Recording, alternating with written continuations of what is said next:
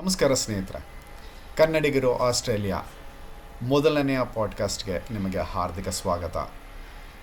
ಇಂದು ನಮ್ಮೊಂದಿಗೆ ವಿಶೇಷ ಅತಿಥಿಯಾಗಿ ಡಾಕ್ಟರ್ ಮೀನಾಕ್ಷಿ ಶ್ರೀನಿವಾಸನ್ ಇದ್ದಾರೆ. ಇವರು ಕನ್ನಡ ಮತ್ತು ಸಂಸ್ಕೃತ ಭಾಷೆಗಳ ಕ್ಷೇತ್ರದಲ್ಲಿ ಭಾರತ, ಆಸ್ಟ್ರೇಲಿಯಾ ಮತ್ತು ಇತರೆ ದೇಶಗಳಲ್ಲಿ ಗಣನೀಯ ಸಾಧನೆ ಮಾಡಿರುವರು. ಇವರ ಅನುಭವ, ಜ್ಞಾನ ಮತ್ತು ಹೃದಯ ಸ್ಪರ್ಶ ಮಾತುಗಳ ಮೂಲಕ ಸಮಾಜಕ್ಕೆ ಪ್ರೇರಣೆಯಾಗಿದ್ದಾರೆ. ನಮ್ಮ ಕನ್ನಡಿಗರು ಆಸ್ಟ್ರೇಲಿಯಾ ಪಾಡ್ಕಾಸ್ಟ್ನ ಮೊದಲನೆಯ ಸಂಚಿಕೆಯನ್ನು ಅವರೊಂದಿಗೆ ಆರಂಭಿಸೋದು ನನಗೆ ಹೆಮ್ಮೆಯ ವಿಷಯ.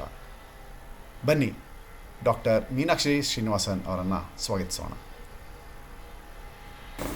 ಸದಾಶಿವ ಸಮಾರಂಭಾಂ ಶಂಕರಾಚಾರ್ಯ ಮಧ್ಯಮಾಂ ಅಸ್ಮದಾಚಾರ್ಯ ಪರ್ಯಂತಾಂ ವಂದೇ ಗುರು ಪರಂಪರಾಂ. ಸಮಸ್ತ ಕನ್ನಡ ಪ್ರೇಮಿಗಳಿಗೆ ನನ್ನ ತುಂಬ ಹೃದಯದ ನಮಸ್ಕಾರಗಳು ಹಾಗೂ ಪ್ರಣಾಮಗಳು. ಮೊದಲನೇದಾಗಿ ನೀವು ಕರ್ನಾಟಕದವರು ಅಂತ ತಿಳಿದು ನನಗೆ ತುಂಬಾ ಖುಷಿ ಆಯಿತು. ನಾನು ಒಂದು ಆಸ್ಟ್ರೇಲಿಯಾ 10 ವರ್ಷಗಳ ಕಳೆದೆ, ಒಂದು ದಶಕಗಳನ್ನೇ ಕಳೆದೆ. ನಾನು ನಿಮ್ಮ ಪರಿಚಯ ಸುಮಾರು 7-8 ವರ್ಷದಿಂದ ಇದೆ.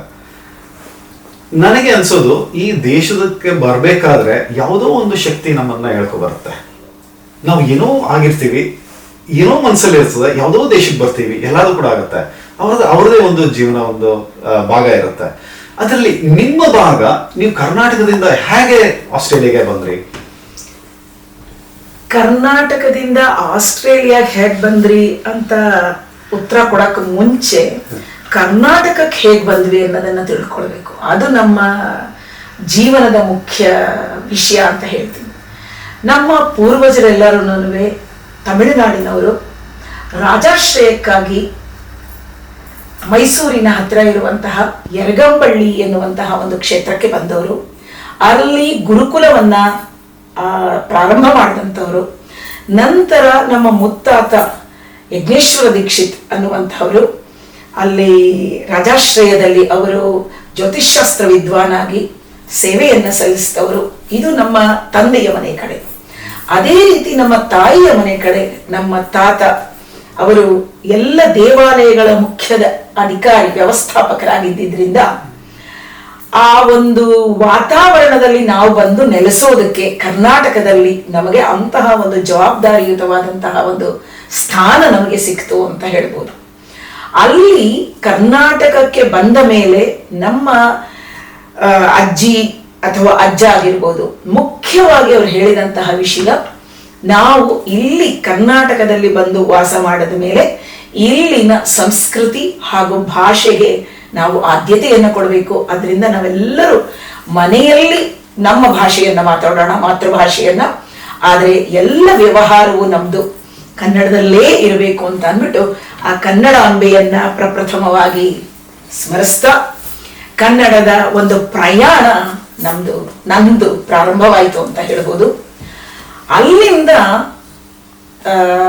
ಆಸ್ಟ್ರೇಲಿಯಾಗೆ ಬಂದಿದ್ದು ಒಂದು ವಿಶೇಷವಾದಂತಹ ಒಂದು ಸಂದರ್ಭ. 1996ರಲ್ಲಿ ಮೊಟ್ಟ ಮೊದಲನೇ ಬಾರಿಗೆ ನಾನು ಆಸ್ಟ್ರೇಲಿಯಾ ದೇಶಕ್ಕೆ ಬಂದೆ.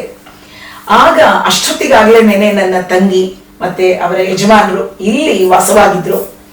ಹೀಗೆ ಮಾತಾಡ್ತಾ ಕೂತಿರುವಾಗ ಲೋಕಾಭಿರಾಮವಾಗಿ, ನೀವು ಎಲ್ಲರಿಗೂ ಸಂಸ್ಕೃತ ಕಲಿಸ್ಕೊಡ್ತಾ ಇದ್ದೀರಾ, ಆದ್ರೆ ನಮ್ಮ ಮಕ್ಕಳಿಗೆ ನೀವು ಯಾವಾಗ ಕಲಿಸ್ಕೊಡೋದು ಅಂತ ಒಂದು ಪ್ರಶ್ನೆ ಕೇಳಿದ್ರು.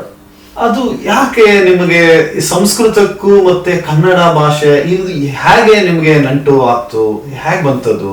ಯಾಕೆ ಅಂದ್ರೆ, ನಾನು 5 ವರ್ಷದವಳಿರುವಾಗ ಜಗದ್ಗುರು ಆದಿಶಂಕರಾಚಾರ್ಯರ ಆಶ್ರಮದ ಆಗಿನ ಗುರುಗಳು ಅಭಿನವ ವಿದ್ಯಾತೀರ್ಥರು ಪ್ರತಿಯೊಂದು ಗ್ರಾಮದಲ್ಲೂ ಕೂಡ ಸಂಸ್ಕೃತದ ಪ್ರಚಾರ ಆಗಬೇಕು ಅಂತ ಅಂದ್ಬಿಟ್ಟು ಸುರಸರಸ್ವತಿ ಸಭಾ ಎನ್ನುವಂತಹ ಒಂದು ಪಾಠಶಾಲೆಯನ್ನ ಅವರು ಪ್ರಾರಂಭ ಮಾಡಿದ್ರು. ಆಗ ನಾನು ಸುಮಾರು ಒಂದು 50-55 ವರ್ಷಕ್ಕೆ ಹಿಂದೆ ಅಂತ ಅನ್ನಿ, ಆಗ ನಾವು ಹಾಸನದಲ್ಲಿದ್ವಿ. ನಾನು ಓದ್ತಾ ಇದ್ದಂತಹ ಶಾಲೆ ಭಾರತೀಯ ವಿದ್ಯಾಮಂದಿರ ಅಂತ ಅಂದ್ಬಿಟ್ಟು, ಆ ಶಾಲೆಯಲ್ಲಿ ಇದ್ದಂತಹ ಎಲ್ಲ ಮಕ್ಕಳು ಕೂಡ ಪ್ರಪ್ರಥಮವಾಗಿ ಆ ಸುರಸರಸ್ವತಿ ಸಭೆಯ ವಿದ್ಯಾರ್ಥಿನಿಯರುಗಳು ವಿದ್ಯಾರ್ಥಿಗಳು ವಿದ್ಯಾರ್ಥಿನಿಯರಾಗಿ ಪ್ರಾರಂಭ ಮಾಡಿದ್ವಿ ನಾವು. ಮುಖ್ಯವಾಗಿ ನಾವು ತಿಳ್ಕೊಳ್ಬೇಕಾದಂತಹ ವಿಷಯ ಏನು ಅಂದ್ರೆ, ಕರ್ನಾಟಕದಲ್ಲಿ ಸಂಸ್ಕೃತಕ್ಕೆ ಎಂತಹ ಒಂದು ಸ್ಥಾನವನ್ನ ನಮ್ಮ ಜಗದ್ಗುರು ಪೀಠದವರು ಅಥವಾ ನಮ್ಮ ಅಲ್ಲಿದ್ದಂತಹ ಕನ್ನಡಿಗರು ಕೊಟ್ಟರು ಅಂತಂದ್ರೆ, ಸಂಸ್ಕೃತ ಹಾಗೂ ಕನ್ನಡ ಎರಡೂ ಒಂದೇ ನಾಣ್ಯದ ಎರಡು ಮುಖಗಳಾಗಿ ಅವರು ನೋಡಿದ್ರು. ಆದ್ರಿಂದ ಆ ಕನ್ನಡದ ಒಲವು ಎಷ್ಟಿತ್ತು, ಕನ್ನಡ ನನ್ನ ತಾಯಿ, ಆದ್ರೆ ಆ ನನ್ನ ಪವಿತ್ರವಾದ ತಾಯಿಗೆ ಜನ್ಮ ಕೊಟ್ಟಂತವಳು ನನ್ನ ಅಜ್ಜಿ ಸಂಸ್ಕೃತ. ಆದ್ರಿಂದ ನನಗೆ ಆ ಸಂಸ್ಕೃತದ ಒಲವು ಬಹಳ ಜಾಸ್ತಿ. ಯಾಕೆ ಅಂದ್ರೆ, ನಾನು ಚಿಕ್ಕವಳಿರುವಾಗ ನಮ್ಮ ಅಜ್ಜಿಯ ಮನೆಯಲ್ಲಿ ಎಲ್ಲ ಜಗದ್ಗುರುಗಳ ಫೋಟೋವನ್ನ ಹಾಕಿದ್ರು. ಭಾವಚಿತ್ರಗಳನ್ನ ನೋಡಿದ ತಕ್ಷಣನೇ ನಾನು ಕೇಳಿದೆ, ಈ ಸ್ಥಾನಕ್ಕೆ ಬರಬೇಕು ಅಂದ್ರೆ ಏನು ಮಾಡಬೇಕು ಅಂತ ಅಂದ್ಬಿಟ್ಟು. ಅವಾಗ ಅವರು ಒಂದೇ ಒಂದು ಮಾತು ಹೇಳಿದ್ರು, ವೇದಾಧ್ಯಯನ ಮಾಡಬೇಕು, ವೇದಾಧ್ಯಯನವನ್ನ ಮಾಡಬೇಕು, ಸಾಧನೆ ಮಾಡಬೇಕು, ಬ್ರಹ್ಮತತ್ವ ಮಾರ್ಗದಲ್ಲಿ ಹೋಗ್ಬೇಕು, ಅದಕ್ಕೆ ಮುಖ್ಯವಾಗಿ ಭಾಷೆಯನ್ನ ಕಲ್ತ್ಕೊಳ್ಬೇಕು. ಆ ಭಾಷೆ ಹೇಗೆ ಕಲ್ತ್ಕೊಳ್ಬೇಕು ಅಂದ್ರೆ, ಭಾಷೆಯ ಶಿಷ್ಟಾಚಾರ, ಭಾಷೆಯ ವ್ಯವಸ್ಥೆಗಳೇನು, ಭಾಷೆಯ ಮಜಲುಗಳೇನು, ಎಲ್ಲದನ್ನು ತಿಳ್ಕೊಳ್ಬೇಕು ಅಂತ. ಅವತ್ತಿಗೆ ನನಗನ್ನಿಸ್ತು, ಖಂಡಿತವಾಗ್ಲೂ ಕೂಡ ಸಂಸ್ಕೃತವನ್ನ ನಾನು ಎಷ್ಟು ಪ್ರೀತಿಸ್ತೀನೋ ಅಷ್ಟೇ ಪ್ರೀತಿ ನನಗೆ ಕನ್ನಡದ ಮೇಲೆ ಒಲವು ಅಂತಾನೆ ಹೇಳ್ಬೋದು. ಹೇಗೆ ಅಂದ್ರೆ, ಎಲ್ಲರೂ ಆಸ್ಟ್ರೇಲಿಯಾಗೆ ಬಂದಾಗ ದೇ ಡ್ರೀಮ್ ಇನ್ ಇಂಗ್ಲಿಷ್ ಅಂತ ಹೇಳೋರು. ಖಂಡಿತ ನಿಜ ಅದು. ಅದೇ ತರನೇನೆ ನಾನು ನನ್ನ ಸ್ವಪ್ನವನ್ನ ಕನ್ನಡದಲ್ಲೂ ಕಾಣ್ತಾ ಇದ್ದೆ, ಸಂಸ್ಕೃತದಲ್ಲೂ ಕಾಣ್ತಾ ಇದ್ದೆ. ಇದಕ್ಕೆ ಸರಸ್ವತಿ ಸಭೆಯ ಮುಖ್ಯ ಉಪಾಧ್ಯಾಯರುಗಳು ಯಾರಿದ್ರೋ ಅಲ್ಲಿ, ಅವರ ಕೊಡುಗೆ ಅತ್ಯದ್ಭುತ. ಆದ್ರಿಂದ ಆ ಕನ್ನಡ ಭಾಷೆ ಆಗ್ಬೋದು, ಸಂಸ್ಕೃತ ಭಾಷೆ ಆಗ್ಬೋದು, ಅಷ್ಟು ಶುದ್ಧವಾಗಿ ನಮಗೆ ಕಲಿಸ್ಕೊಟ್ರು. ನಮಗೆ ಸಂಸ್ಕೃತ ಅಲ್ಲಿ ಕಲ್ತಿದ್ದು, ಆದ್ರೆ ಅಲ್ಲಿದ್ದಂತಹ ಉಪನ್ಯಾಸಕರಾಗ್ಬೋದು ಅಥವಾ ಯಾವ ಗುರುಗಳಾಗ್ಬೋದು, ಎಲ್ಲರನ್ನು ಮಾತಾಡ್ತಾ ಇದ್ದಂತಹ ಆ ಆಡು ಭಾಷೆ ಅಷ್ಟು ಶುದ್ಧ ಹೃದಯಂಗಮವಾಗಿರ್ತಿತ್ತು. ಆದ್ರಿಂದ ಕನ್ನಡದ ಮೇಲೆ ನನಗೆ ಅತ್ಯದ್ಭುತವಾದಂತಹ ಗೌರವ, ಒಲವು, ಪ್ರೇಮ ಕೂಡ. ಆದ್ರಿಂದ ನಿರಂತರವಾಗಿ ಮಾತನಾಡುವುದಕ್ಕೆ ನಾನು ಇಷ್ಟಪಡೋದು ಈ ಭಾಷೆನಲ್ಲಿ. ಹಾಗಾದ್ರೆ ನೀವು ಆಸ್ಟ್ರೇಲಿಯಾ ಬಂದಾದ ಮೇಲೆ ನೀವು ಈಗ ಸಂಸ್ಕೃತ ಕಲ್ತಿದ್ರಿ, ಕನ್ನಡನ ಕೂಡ ನಿಮ್ಮ ಒಂದು ಮಾತೃಭಾಷೆ ತಮಿಳಾಗಿದ್ರು ಕೂಡ ನೀವು ಕನ್ನಡ ತುಂಬಾನೇ ಪ್ರೀತಿ ಕಲ್ತಿದ್ರಿ. ಇಲ್ಲಿ ಬಂದಾಗ ನಿಮ್ಗೆ ಆ ಇಂಗ್ಲಿಷ್ ಕಲಿಕೆ ಆಗ್ಲಿ, ಒಂದು ಸಂಸ್ಕೃತಿಯೇ ಚೇಂಜ್ ಆಗುತ್ತೆ, ಆ ಬದಲಾವಣೆ ಇದೆ. ಯಾಕಂದ್ರೆ ನಮ್ಮ ಭಾರತದಲ್ಲಿ ಇರುವಂತಹ ಒಂದು ಸಂಸ್ಕೃತಿನೇ ಬೇರೆ, ಆಸ್ಟ್ರೇಲಿಯಾದಲ್ಲಿ ಇರುವಂತಹ ಸಂಸ್ಕೃತಿ ಬೇರೆ. ಆ ಒಂದು ಸಂಸ್ಕೃತಿಯ ತಿಕ್ಕಾಟ ನಿಮಗೆ ಏನಾದ್ರೂ ನಾನು ಯಾಕೆ ಈ ತರ ಬಂದೆ, ಇಲ್ಲಿಗೆ ಆಸ್ಟ್ರೇಲಿಯಾಗೆ ಬಂದೆ, ಏನಾದ್ರು ಅನ್ಸುತ್ತಾ ನಿಮ್ಗೆ? ಖಂಡಿತವಾಗ್ಲೂ ಅನ್ನಿಸ್ಲಿಲ್ಲ. ಯಾಕೆ ಅನ್ನಿಸ್ಲಿಲ್ಲ ಅಂತ ಹೇಳ್ತೀನಿ. ಯಾವುದೇ ಒಂದು ಜೀವನವನ್ನ ನೋಡುವ ದೃಷ್ಟಿಕೋನ ಇರುತ್ತಲ್ವಾ, ಆ ದೃಷ್ಟಿಕೋನದಲ್ಲಿ ಬೇಕುಗಳು ಹೆಚ್ಚಾದಾಗ ನೋಡುವ ರೀತಿಯೇ ಬೇರೆ, ಬೇಡಗಳು ಹೆಚ್ಚಾದಾಗ ಅದರಲ್ಲಿ ಈ ದೋಷ ಇದೆ, ಆ ದೋಷ ಇದೆ, ಇಲ್ಲಿಗೆ ಯಾಕೆ ಬಂದೆ, ಇದು ಸರಿಗಿಲ್ವಲ್ಲ, ಅಯ್ಯೋ ಭಾರತದಲ್ಲೇ ಇರ್ಬೋದಿತ್ತಲ್ಲ ಅನ್ನುವಂತಹ ಬೇರೆ ಬೇರೆ ಚಿಂತನೆಗಳು ನಮಗೆ ಬರ್ತಾ ಹೋಗುತ್ತೆ. ಆದ್ರೆ ಒಂದು ನಾನು ಹೇಳಕ್ಕೆ ಇಷ್ಟಪಡ್ತೀನಿ, ಭಗವಂತನ ಕೃಪೆ ಎಷ್ಟಿದೆ ಅಂದ್ರೆ, ರಾಮಾಯಣದಲ್ಲಿ ಒಂದು ಮಾತು ಬರುತ್ತೆ, ರಾಮ ಎಲ್ಲೆಲ್ಲಿ ಹೋಗ್ತಾ ಇದ್ನೋ ಅಲ್ಲೆಲ್ಲ ಅಯೋಧ್ಯೆಯ ನಿರ್ಮಾಣ ಆಯ್ತಂತೆ. ಆ ರೀತಿ ನಾನು ಭಾರತದಲ್ಲಿದ್ದಾಗ್ಲೂ ಸರಿ, ಭಾರತದಿಂದ ಆಸ್ಟ್ರೇಲಿಯಾಗೆ ಬಂದಾಗ್ಲೂ ಸರಿ, ಇಂತಹ ಈ ವಿಶೇಷವಾದಂತಹ ಹಿರಣ್ಮಯ ಖಂಡದಲ್ಲಿ ನನಗೆ ಸಂಸ್ಕೃತಕ್ಕೆ ಇಂತಹ ಒಂದು ವಿಶೇಷವಾದಂತಹ ಸ್ಥಾನವನ್ನ ಕೊಟ್ಟಂತವರು ಪುರೋಹಿತಗಣ.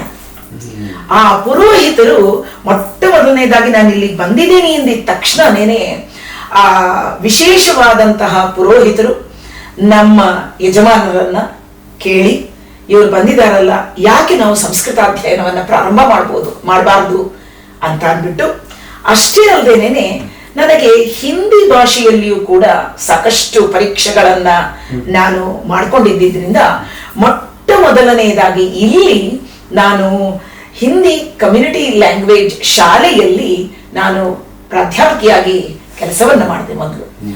ಅಲ್ಲಿದ್ದಂತಹ ಆ ಸಂಸ್ಥೆಯ ಮುಖ್ಯಸ್ಥೆಯಾದಂತಹ ಮಾಲಾ ಮೆಹ್ತಾ ಅವರು ನನಗೆ ವಿಶೇಷವಾದಂತಹ ಒಂದು ಅವಕಾಶವನ್ನ ಕೊಟ್ಟು, ಹಿಂದಿಯನ್ನೇನೋ ನೀವು ಪಾಠ ಮಾಡ್ತೀರಾ, ಆದರೆ ಸಂಸ್ಕೃತವನ್ನು ಇಲ್ಲಿ ಪ್ರಾರಂಭ ಮಾಡಿ ಅಂತ ಅವರ ಸ್ಥಳದಲ್ಲಿಯೇ ಅವರು ಪ್ರಾರಂಭವನ್ನು ಮಾಡುವುದಕ್ಕೆ ನನಗೆ ಅವಕಾಶವನ್ನು ಕೊಟ್ಟರು. ಅಷ್ಟೇ ಅಲ್ಲದೇನೆ ಪುರೋಹಿತ ಗಣವಾದಂತಹ ನಮ್ಮ ರಾಮಚಂದ್ರ ಆತ್ರೇಯ ಅವರು, ಅಷ್ಟೇ ಅಲ್ಲದೇನೆ ನಾರಾಯಣ ಪಂಡಿತ್ಜಿ ಅವರು ಇವತ್ತಿನ ದಿವಸಕ್ಕೆ ಹಿಂದೂ ಹೆರಿಟೇಜ್ ಸೊಸೈಟಿ ಎನ್ನುವಂತಹ ವಿಶೇಷವಾದ ಸಂಸ್ಥೆಯನ್ನ ಅವರು ಸ್ಥಾಪನೆ ಮಾಡಿದ್ದಾರೆ.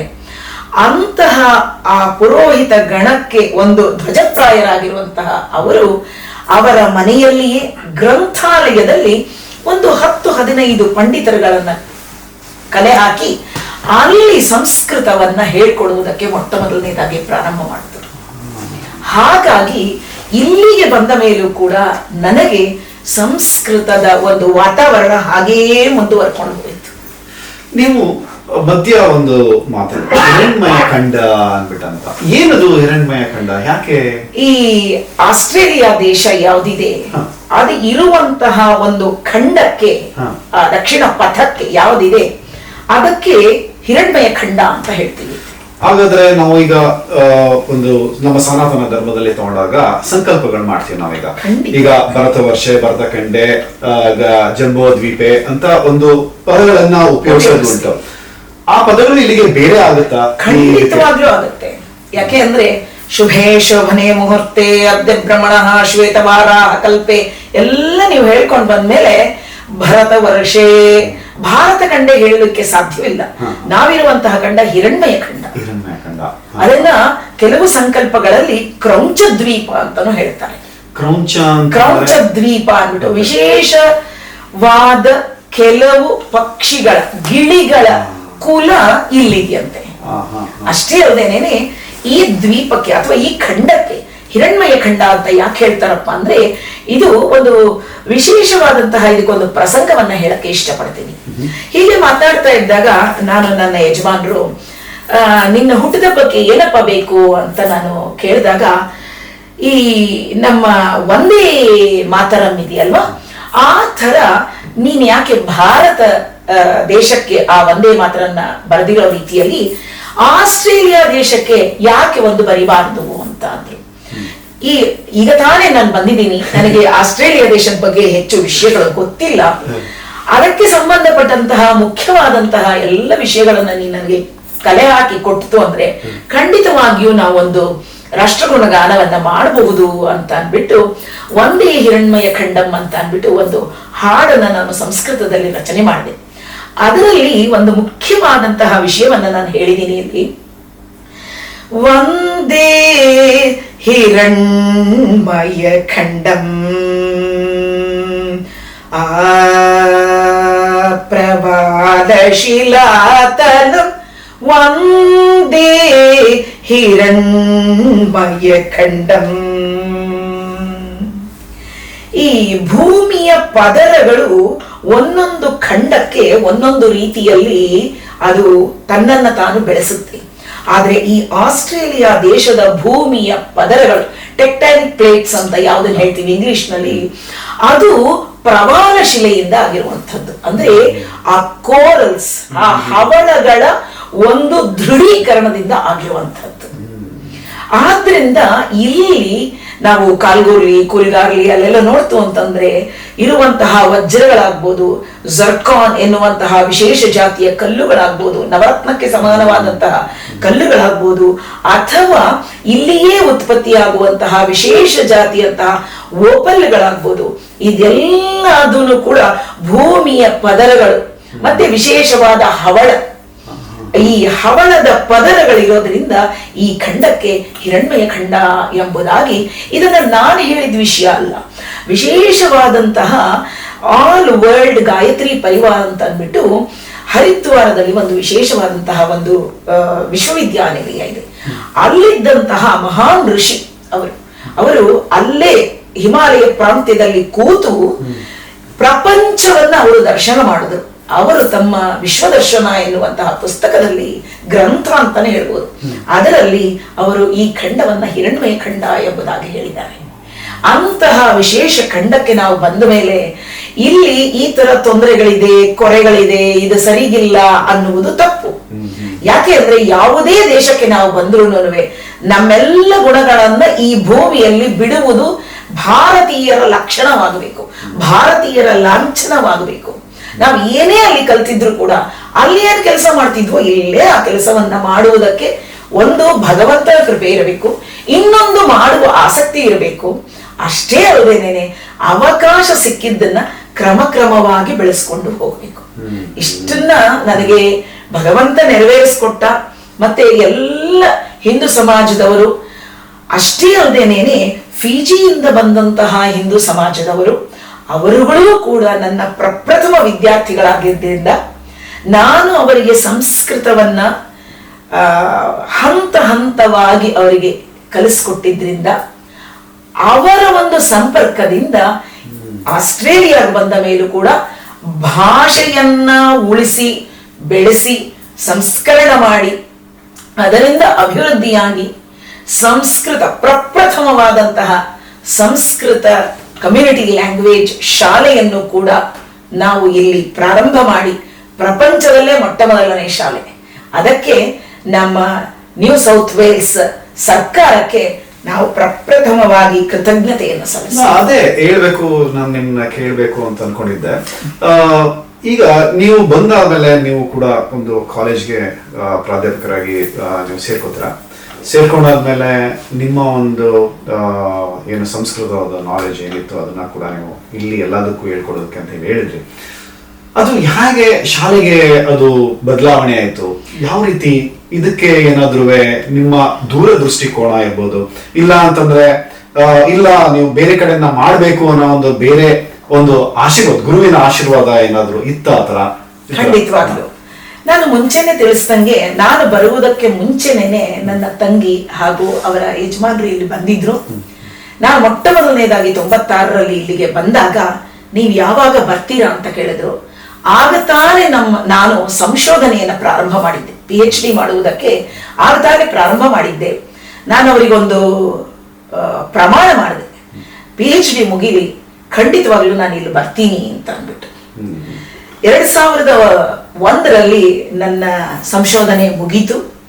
ಸಂಶೋಧನೆ ಮುಗಿದ ಮೇಲೆ ಪ್ರತಿ ವರ್ಷ ಯಾವ್ದಾದ ಒಂದು ದೇಶಕ್ಕೆ ಹೋಗೋಣ ಅನ್ನುವಂತಹ ಒಂದು ಮನೋಭಾವ ಇತ್ತು. ಆದ್ರಿಂದ 2003ರಲ್ಲಿ ನಾನು ಆಸ್ಟ್ರೇಲಿಯಾ ದೇಶಕ್ಕೆ ಮತ್ತೆ ಬಂದು ಇಲ್ಲಿ ಆ ಮಕ್ಕಳಿಗಾಗಿ ನಾನು ಮನೆಯಲ್ಲೇ ಇದ್ದು ಎಲ್ಲಿದ್ರೂ ನಾನು ಕೆಲಸ ಮಾಡ್ಬೋದು. ಸಂಸ್ಕೃತ ಗೊತ್ತಿದ್ದಂತಹವನಿಗೆ ಅಥವಾ ಭಾಷೆ ಗೊತ್ತಿದ್ದಂತವನಿಗೆ ಆಸ್ಟ್ರೇಲಿಯಾ ದೇಶದಲ್ಲಿ ಬದುಕುವ ಮಾರ್ಗಗಳು ಹಲವಾರು. ಆದ್ರಿಂದ ನಾನು ಅನ್ಕೊಂಡೆ ಇಲ್ಲಿಗೆ ಬಂದ ಮೇಲೆ ಅಯ್ಯೋ ಕೆಲಸ ಇಲ್ವಲ್ಲಪ್ಪ, ಏನು ಮಾಡೋದಪ್ಪ, ಜೀವನ ಹೆಂಗಾಯ್ತು, ಯಾವಾಗ್ಲೂ ಕೊಡ್ತಾ ಇದ್ದಂತಹ ಕೈ ಇಸ್ಕೊಳ್ಳುವಂತಹ ಒಂದು ಘಟ್ಟಕ್ಕೆ ಬಂದ್ಬಿಡ್ತಲ್ಲ ಅನ್ನುವಂತಹದ್ದನ್ನ ಯೋಚನೆ ಮಾಡದೆ, ಯಾವ ರೀತಿ ಮಗು ಕ್ರಮವಾಗಿ ಎದ್ದು ನಿಲ್ಲುವುದಕ್ಕೆ ಪ್ರಾರಂಭ ಮಾಡುತ್ತೋ ಆ ರೀತಿಯಾಗಿ ನಾನು ನನ್ನ ಇಬ್ಬರು ತಂಗಿಯ ಇಬ್ಬರು ಮಕ್ಕಳಿಗೆ ಈ ಸಂಸ್ಕೃತವನ್ನ ಅಥವಾ ಕನ್ನಡ ಭಾಷೆಯನ್ನ, ಮನೆಯಲ್ಲಿ ಕೆಲವು ಸಲ ನಾನು ನನ್ನ ತಂಗಿ ಕನ್ನಡದಲ್ಲೇ ಮಾತಾಡ್ಕೊಳ್ಳೋದು. ಆದ್ರಿಂದ ಯಾಕೆಂದ್ರೆ ಅದು ಆತ್ಮದ ಭಾಷೆ ಆಗೋಯ್ತು ನಮ್ಗೆ. ಆದ್ರಿಂದ ಸುಲಲಿತವಾಗಿ ಮಾತನಾಡಕ್ಕೆ ಬರೋ ಭಾಷೆ ಅಂದ್ರೆ ಕನ್ನಡ ಭಾಷೆ ನಮ್ಗೆ. ಯಾಕೆಂದ್ರೆ ಅಲ್ಲೇ ಹುಟ್ಟಿ ಬೆಳೆದಿದ್ದು, ಆ ನೀರನ್ನ ಕುಡಿದಿದ್ದು, ಆ ಮಣ್ಣಿನ ವಾಸನೆಯ ಆ ಒಂದು ಗಂಧ ಗೊತ್ತಿರೋದ್ರಿಂದ ನಮಗೆ ಅದರಲ್ಲಿ ಎಂತಹ ಸೌಷ್ಠವತೆ ಇದೆ ಆ ಭಾಷೆಯಲ್ಲಿ ಅಂತ. ಆದ್ರಿಂದ ನಿರರ್ಗಳವಾಗಿ ಮಾತಾಡಬೇಕು ಅಂದ್ರೆ ಕನ್ನಡ. ಅಂತಹ ಒಂದು ಅವಕಾಶ ಸಿಕ್ಕಿದ್ರಿಂದ ಇಲ್ಲಿಗೆ ನಾನು ಬಂದು, ನಂತರದಲ್ಲಿ ಏನಾಯ್ತು, ಇಲ್ಲಿಗೆ ಬಂದ ಮೇಲೆ ಮುಖ್ಯವಾಗಿ ಹೇಳಬೇಕು ಅಂದ್ರೆ ಇಲ್ಲಿ ಸಂಸ್ಕೃತದ ದಿವಸದ ಶಿಬಿರವನ್ನು ನಾನು ನನ್ನ ಯಜಮಾನರು ಆಗಕ್ಕೂ ಮುಂಚೆ ಕಾರ್ತಿಕೇಯನ್ ಅವರು ಒಂದು ಶಿಬಿರವನ್ನ ಆಯೋಜನೆ ಮಾಡಿದ್ರು. ಅದು ನನಗೆ ಗೊತ್ತಿಲ್ಲ, ಅಂದ್ರೆ ಅವರು ಆಯೋಜನೆ ಮಾಡಿದ್ರು. ಯಾರು ಆ ಒಂದು ಕಾರ್ಯಕ್ರಮವನ್ನ ಬಂದು ನಡೆಸಿಕೊಡ್ಬೇಕಾಗಿತ್ತು. ಕಡೆಯ ನಿಮಿಷದಲ್ಲಿ ಅವರು ಬರಕ್ ಆಗ್ಲಿಲ್ಲ. ಅವರು ಆವಾಗ ನನ್ನ ಹಳೆಯ ಸ್ನೇಹಿತನಾದಂತಹ ಅವರ ಪರಿಚಯ ಕಾರ್ತಿಕೇಯನ್ ಅವ್ರಿಗಾಗಿ ಅವರು ಕರ್ಕೊಂಡು ಬಂದ್ರು. ಈ ರೀತಿಯಾಗಿ ಮೀನಾಕ್ಷಿ ಅನ್ನೋರು ಬಂದಿದ್ದಾರೆ. ಅವರು ಹಿಂದೂ ಸೇವಾ ಪ್ರತಿಷ್ಠಾನದವರು. ಅಷ್ಟೇ ಅಲ್ಲದೇನೆ ಸುರಸರಸ್ವತಿ ಸಂಸ್ಕೃತ ಶಾಲೆಯಲ್ಲಿ ಓದಂತವರು, ಶೃಂಗೇರಿ ಜಗದ್ಗುರು ಪೀಠದಲ್ಲಿ ಓದಂತವರು. ಅವರು ಸಂಶೋಧನೆ ಮುಗಿಸ್ಕೊಂಡು ಬಂದಿದ್ದಾರೆ. ನೀವು ನೋಡಿ ಅವರೇನ ನಿಮಗೆ ಸಹಾಯ ಮಾಡ್ಬೋದು ಅಂತ ಕೇಳಿದ್ರು. ಮೊದಲನೆಯ ಹೆಜ್ಜೆ ಇಡೋದೇ ಸಂಸ್ಕೃತಕ್ಕಾಗಿ ಅಂತ ಅಲ್ಲಿಂದ ಪ್ರಾರಂಭವಾಯಿತು. ಅದಕ್ಕೂ ಮುಂಚೆ ಸಾಕಷ್ಟು ಜನ ನನಗೆ ಕನ್ನಡಿಗರು ಪರಿಚಯದಲ್ಲಿದ್ರು. ಅವರೆಲ್ಲ ಇಲ್ಲಿ ವಾಸವಾಗಿದ್ರಿಂದ ಇಲ್ಲಿಗೆ ಬಂದಾಗ ನಾನು ಹೊಸದಾಗಿ ಜೀವನವನ್ನ ನಡೆಸ್ತಾ ಇದ್ದೀನಿ ಅಂತ ನನಗೆ ಅನ್ನಿಸ್ಲಿಲ್ಲ. ನನಗೆ